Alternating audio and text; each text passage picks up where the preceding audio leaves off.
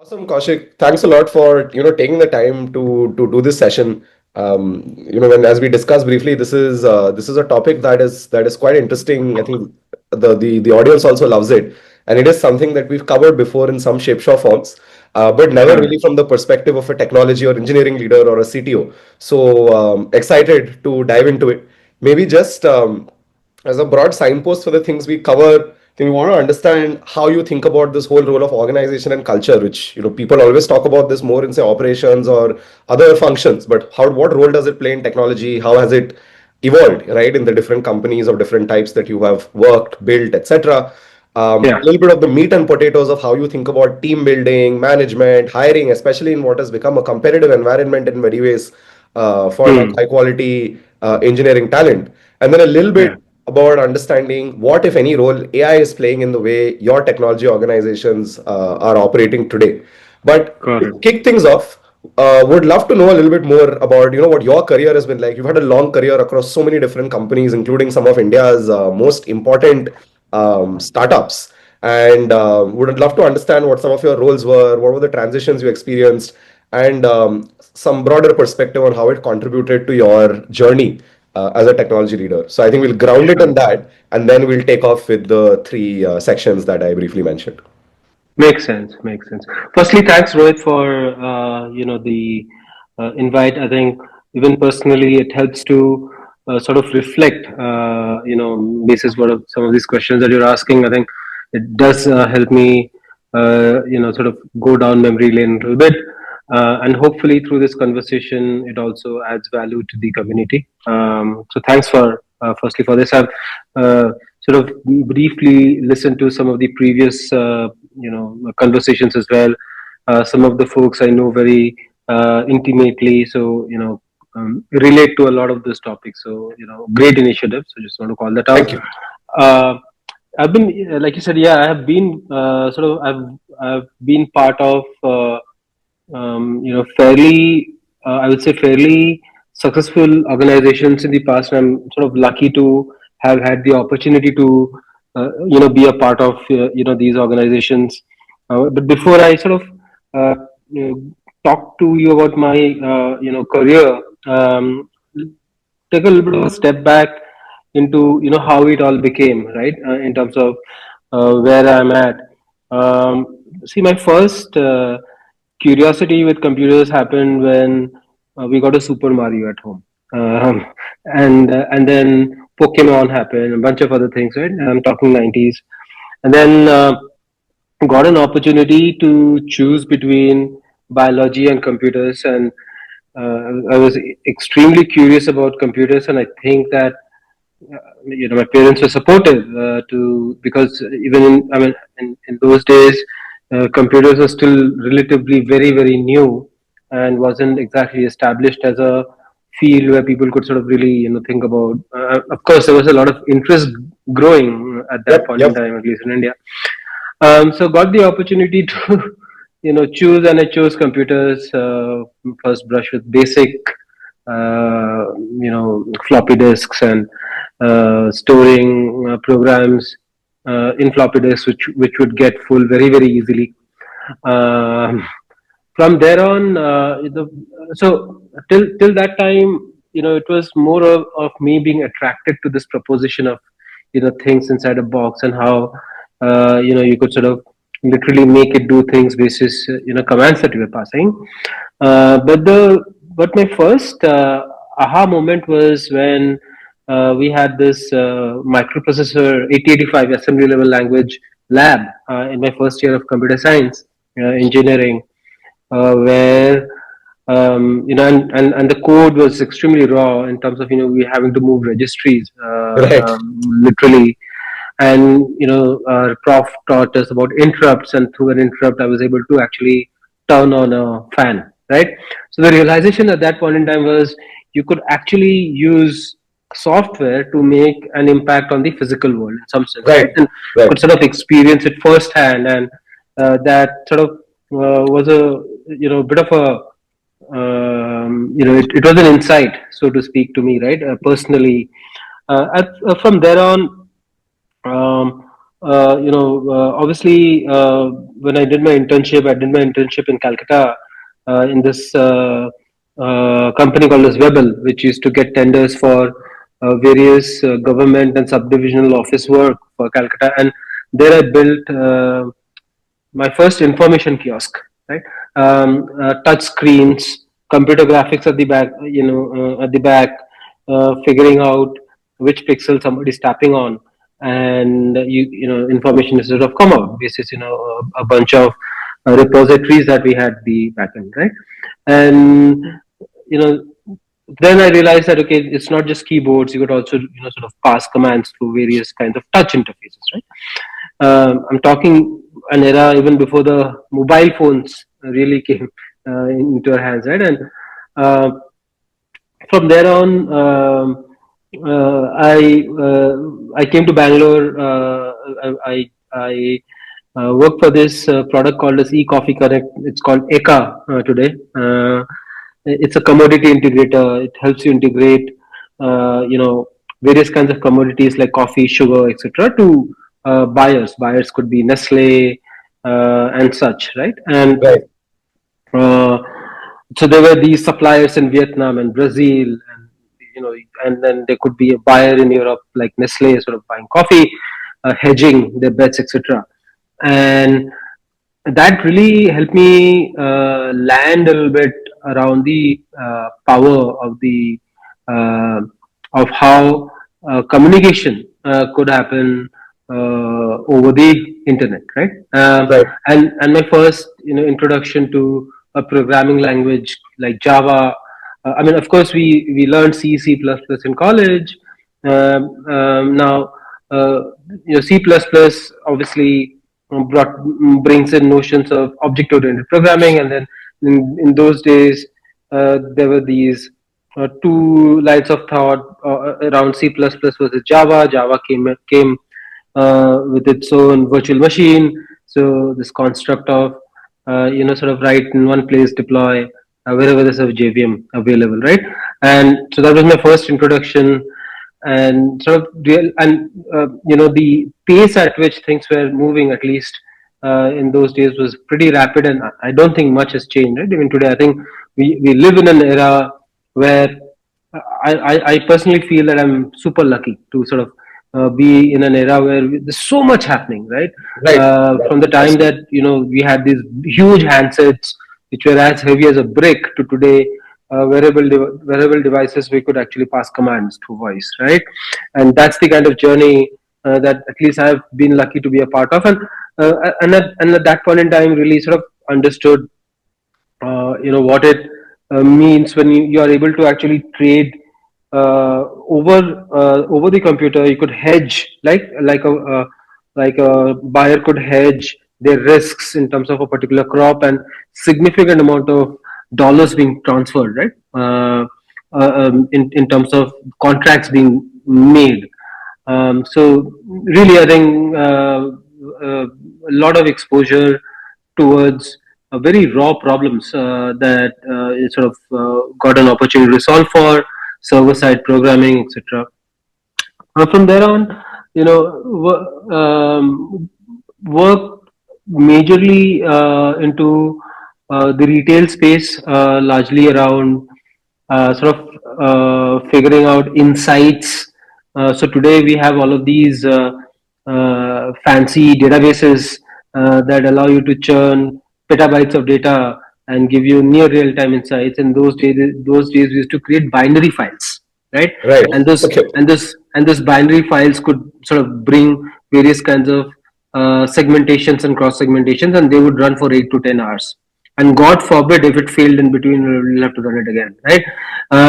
But even then, it was generating insights. So we were doing loyalty analytics for retail companies like Giant Carlisle and Stop and Shop, etc. And they were ready to pay whatever sums, because we were able to figure out buyer behavior, basket distribution basis, which we could actually get all of those insights, right? And we thought we were pretty cool doing what we were doing in those days, generating insights. maybe it came after a week because it really took Right. time to sort of run and then generate insights, etc. But um, that was my first brush with information retrieval, so to speak. Then got an opportunity to work on Winamp, which was in those days one of the most popular media players on the Windows machines. And then through Winamp, you could have broadcasting tools from where you could actually broadcast your playlists over the internet. Think Right. Napster over the web, right? And if you could do that, you could actually get people to tune into your station. We used to call them radio stations, and I was sort of managing Shoutcast at that point in time. And essentially anybody could end up becoming popular in some sense. Like, this guy is a DJ, right? He plays this genre of songs, Right. and Right. and anyone across the world could tune in to your stations, right? um, that exposed me to the power of the internet, where you could sort of connect people and you could actually send across various kinds of messaging, right? Across the board. So those were my formative years, honestly, towards what one could do vis-a-vis computers. At some point in time, and I've been lucky to have had great mentors in the past who sort of put in a lot of trust in me, given me opportunities to solve very hard problems. Amod being one, he was the CTO at that point in time at Flipkart. Got an opportunity to, and in those days I was at Yahoo, and sort of had a conversation. Really liked talking to him and the team at Flipkart. And then that was my first step into the startup. Before that, it was more traditional in terms of, the corporate sort of things that I've sort of worked in. But that was my first exposure to a startup, so to speak, right? Um, Worked on some pretty cool stuff, I would say. One was towards figuring out intent given a search query. Now, Mhm. in those days, we were sort of dabbling with this concept of semantic search. We were a four-member team, but it was, I would imagine, a pretty hard problem to solve for, at least in terms of, especially given the size of the catalog that Flipkart had, and it was not very structured, right? The catalog, I mean, Flipkart was growing organically. It wasn't as if there was too much of a structured thought given in terms of how the catalog would grow. And then and at that point in time, sort of build the first with the team, and really a bunch of rock stars. Not we're talking four engineers, right? At that point in time in the search team, absolute rock stars. And today, people won't sort of, they find it hard to believe that it was such a small team sort of Right. build Right. that. But we built the first notion of intent. For example, if somebody was typing red shoes, you would rather show shoes that were red in color versus red tape shoes, right? So the first Right. construct on figuring out intent. And it was almost magical because that that index was actually almost talking to you in some sort of, or at least understanding what you were sort of trying to build. And from there on, we also before Big Billion Days, of the first sale that Flipkart did was called, as if I recall, Diwali Dhamaka or some such, Right. and major hit. So we built the first promotions platform. We called it Santa, and that became quite popular inside Flipkart.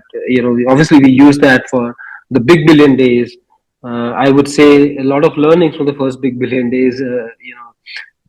Pretty much, I mean, Murphy's law kicked in during the Big Billion Days. And anything that could go wrong went wrong, right? I would say. But again, significant amount of learnings. Worked at Ola. At Ola, built this category called as Ola Share. Again, there's a routing problem in India specifically. How do you figure out U-turns? I mean, when somebody is taking a share cab, they are essentially they value, for example, money more than time. I'm just making a very loose comment here, but you get the drift. But then they will draw a line saying, not more than X amount of extra time, right? Right. But suddenly roads can become one ways, right? In the context of, I mean, suddenly you can end up figuring out that, okay, this U-turn that existed doesn't exist anymore, Right, right? right, right, Now, how do you be on top of these things? Obviously, you're getting some amount of information that could come from, Google Maps, but you had to create your own routing algorithms and autocorrect to the extent that you could. And traffic is one of the hardest problems, for example, to predict, right? So, how do you then autocorrect and scale that proposition? We're talking, maybe 100,000 requests coming across the stack in a minute's time when at peak hours, right? And that many permutation combination in terms of the number of routes that can get right, generated, right? right. So that was, an exposure, and we didn't really have too much to fall back upon in terms of on the internet, in terms of, what would be the best routing algorithm. I mean, of course, Google will throw you a bunch of results, but they will not work in the context of our roads, and every city, every nook is different, right? So then you have to Mhm, figure that mhm. out, right? So a lot of first principle thinking in terms of how do you sort of build a search algorithm. I'm just recalling some of the highlights, if you may, right, off the top of my head. And um, yeah,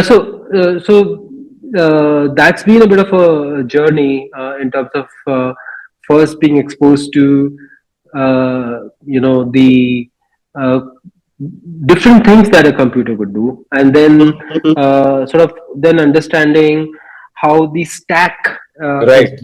is sort of built, right? And I think if there's one common trait, I would say, when I sort of look back into, some of these opportunities that I've been lucky to have, if there's something that I would attribute to myself from a common trait, would be curiosity, right? I mean, that Uh-huh, is uh-huh. something which Sure, I sure.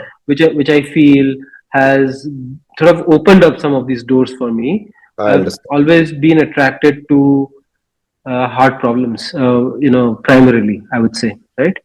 And Yeah. to that effect, one additional question that I also wanted to ask. At Flipkart, at Ola, and elsewhere, I think the problems that you discussed, you were solving some like hard problems, right? Like there was math behind Hmm. it. There was a lot of thinking, architecting. Apart from Yeah. writing the code, right? Right. Writing the code was probably the easiest part of all of the different things that you had to do to make the routing algorithms or the billion day sale or the semantic search aspects, etc. work. Hmm. Did you ever Hmm. consider between becoming an IC versus becoming a technology leader? Right? Like today, Hmm. someone can look at your career track and say, hey, you've always been rising up the technology Hmm. ladder, more teams, more responsibility. Today, you're running the entire technology organization for what is a top startup here in the country. But just was also Hmm. curious to know how you made that choice between going Hmm. down the management and the leadership route, apart from the problem Hmm. solving, versus say Hmm. just focusing on an independent contributor role, which is, I suppose, a lot more common of late. Not sure, Hmm. I'm not as sure how it was back in the day, but that was just one Hmm. small question I also thought I'd get your perspective on. Fair, fair. I think intrinsically, uh, I get drawn to solving for problems. So, before Super Money, one of the roles that I sort of played was that of a CEO at a SaaS company, right? Right. And when I was sort of deliberating what to do, what kind of company if I were to start, I naturally sort of went towards solving for a problem that I get excited about, which is more around technology and engineering, right? I mean, I could have thought about solving something, for example, on the B2C space, right? Mhm, mhm, mhm. So if I were to reflect back on that, I think personally it's the surface area that attracts me. I like to solve Mhm, mhm, fairly large problems, mhm, mhm, mhm. uh, versus, let's say, going deep into one particular I area. I understand. would, loosely speaking, right? And so there'll be a pivot on technology which I get naturally attracted to. and there I would want to solve a fairly large problem, I right? understand. I think I think that's how I would sort of peg myself. But if I were to reflect back, although being a manager for a fairly long amount of time, I think that I derive the most satisfaction out of solving a particular problem, right? I understand. So yeah, so that would be one of the things. Yeah. No, no, makes a lot of sense. And I would imagine that in many cases, large problems, or more than large, also like varied problems, as you sort of Hmm. mentioned, oft and the large surfaces associated with them sometimes Yeah. come from organizations where you then have a lot of other folks who are also working in bits and parts to try and solve those problems. And then maybe in Yeah. some ways, wanting to be on top of it all, to be able to solve all of it, then naturally comes with the responsibility or the accountability of then also taking the team with you and so on Yeah. and so forth. So I can understand how your preferences for the kind of things you wanted to do led you in that direction.